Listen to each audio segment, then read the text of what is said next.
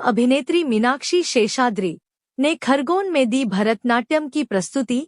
नृत्य कला को शहरों से गांव तक लेकर जाना है, बोली मीनाक्षी। प्रसिद्ध फिल्म अभिनेत्री मशहूर भरतनाट्यम नृत्यांगना मीनाक्षी शेषाद्री शनिवार को खरगोन पहुंची। श्री नवग्रह मेला समापन समारोह में मुंबई ऑर्केस्ट्रा टीम के साथ पहुंची मीनाक्षी का शहरवासियों ने गर्मजोशी से स्वागत किया। उनकी प्रस्तुति देखने के लिए दर्शक आतुर नजर आए। मेला मैदान परिसर में भव्य स्टेज सजाया गया, जहां रंगारंग आतिशबाजी के बीच मीनाक्षी ने अपनी प्रस्तुतियां दी। इनके साथ ही मुंबई के कॉमेडी कलाकार ने जहां हास्य प्रस्तुतियों से दर्शकों को गुदगुदाया, तो मशहूर गायिका ने अपनी गायकी का हुनर श्रोताओं में बिखेरा। कार्यक्रम का आकर्षण मीनाक्षी शेषाद्री की प्रस्तुति रही। उन्होंने भरतनाट्यम शैली में प्रस्तुति ने दर्शकों को मंत्रमुग्ध कर दिया। मीनाक्षी शेषाद्री ने अपनी नृत्य प्रतिभा के माध्यम से साबित कर दिया कि उम्र के इस पड़ाव पर भी वे एक बेहतरीन डांसर हैं। JTV न्यूज के लिए खरगोन से जिला ब्यूरो मोहम्मद यूसुफ खान की रिपोर्ट। आपकी एबिलिटी, आपकी टैलेंट, आपकी कला जो आपके अंदर है, जो हुनर है,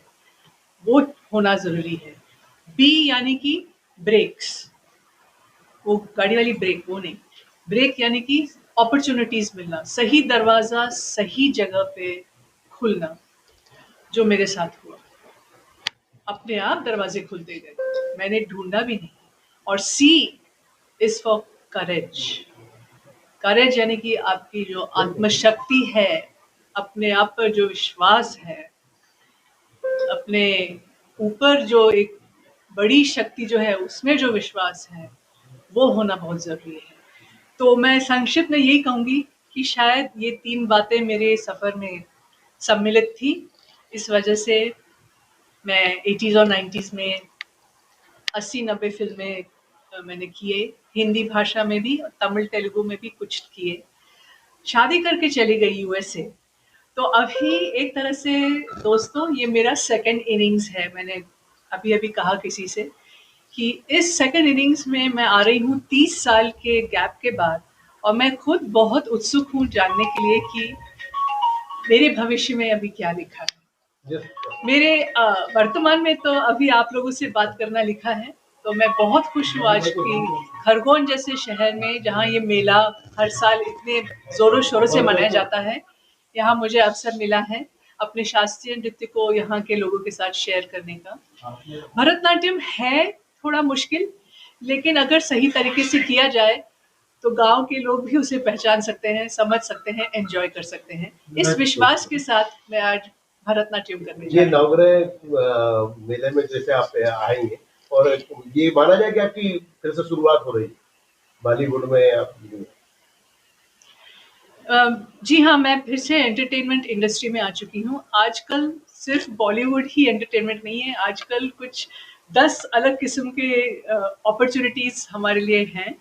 और एक ये है कि हम जगह जगह में जाके अपनी कला को लोगों को लाइव दिखाएं, जैसे कि आज मैं यहाँ परफॉर्म करने जा रही हूँ। मैम, जैसे आपने कहा कि ग्रामीण क्षेत्रों में भी भरतनाट्यम और जो हमारे साउथ की जो भी भारतीय नृत्य शैलियां हैं, इसमें प्रवीणता हासिल करे बच्चे, लेकिन आप क्या मानती हैं कि ये प्रयास ग्रामीण क्षेत्रों तक पहुंच पा रहे हैं, और क्या होना चाहिए?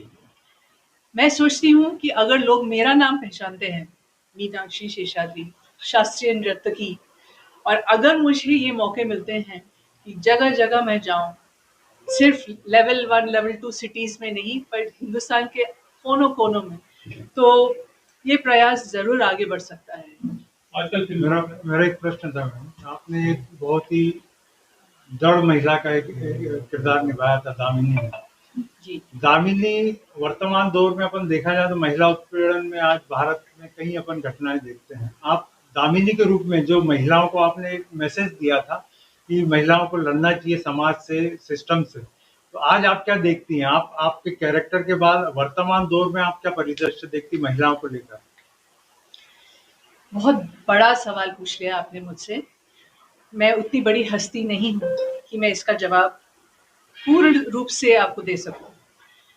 दामिनी एक फिल्म है, और दामिनी में मैंने जो किया वो एक पात्र है, पर हाँ, जो उस कहानी में बताया गया वो आज भारत में पूरी तरह से हावी है। उसका शोषण जरूरी है, कई लोग मेरी तरफ देखते हैं कि आप दामिनी हैं। मैंने कहा जी नहीं, मैंने दामिनी का पात्र निभाया है, पर निजी रूप से मैं दामिनी के जो उसने वो स्टैंड लिया लाइफ में, उस कहानी में मैं पूरी तरह से समर्थ हूँ। महिलाओं को साहस दिखाने की आवश्यकता है, और ये भारत है जहाँ हम कहते हैं कि शक्ति के रूप से ही ये संसार रचा है, तो शक्ति के रूप से ही इसे ठीक किया जा सकता है। जिस प्रकार से अभी अश्लीलता फिल्मों में काफी देखी जाती है, पुराने जमानों में जो है पूरे कैरेक्टर में पिक्चर रहती थी, लेकिन अभी अश्लीलता बहुत परोसी जा रही है। मैं आपके प्रश्न को समझी नहीं। जिस प्रकार से फिल्मों में अश्लीलता जो है दिखाई जा रही है बॉलीवुड की फिल्मों में, क्या कहना चाहेंगे? मैं सिर्फ अपने लिए जवाब दे सकती हूँ। मुझे अश्लीलता पसंद नहीं है, और मेरे पूरे करियर में मेरी यही कोशिश रही कि मैं वैसे ही पात्र निभाऊं जो मैं अपने परिवार के साथ जाके देख सकूं, पूरे सांत्वना के साथ। पहले जो फिल्मी कलाकार आते थे, विशेष आपके दौर के, वो कला संस्कृति कथा इसको महत्व दिए जाते हैं, लेकिन आज जो कलाकार आ रहे हैं वो शॉर्टकट अपना रहे हैं। इसको किस रूप में देखते हैं? मैंने थोड़ी देर पहले कहा, ये घोर कलयुग है।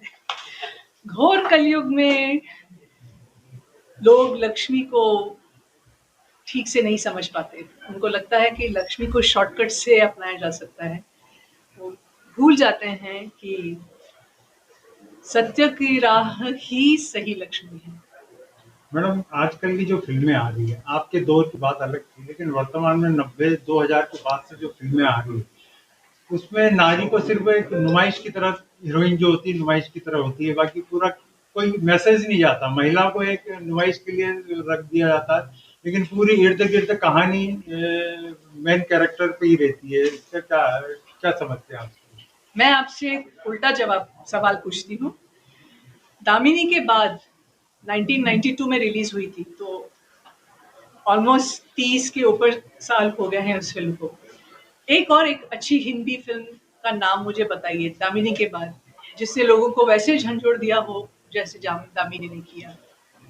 मेरा वही प्रश्न था कि महिलाओं को कुछ सही, तो इसका मतलब ये है कि जो सृष्टि है, यानी कि फिल्म बनाने का जो एक जहाँ से स्रोत शुरू होता है, वहीं में खोट है। वो खोट को कैसे तैयार करना है, ठीक करना है, वो मैं नहीं जानती।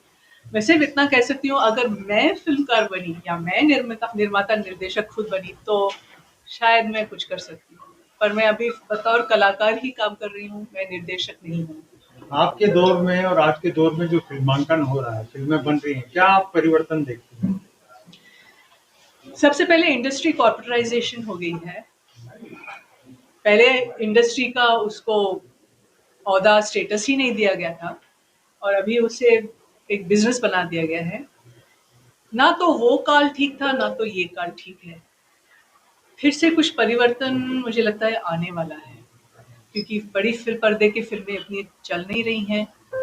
OTT और सोशल मीडिया की वजह से भी काफ़ी नुकसान हो रहा है बड़े पर्दे के बिजनेस में। तो ये एक क्या बोलते हैं, बदलाव धीरे धीरे आ रहा है, पर आएगा। JTV न्यूज से जुड़े रहने के लिए हमारी खबरों को लाइक और शेयर करें, हमारे चैनल को सब्सक्राइब करें और अपडेट रहे हर छोटी बड़ी खबरों से।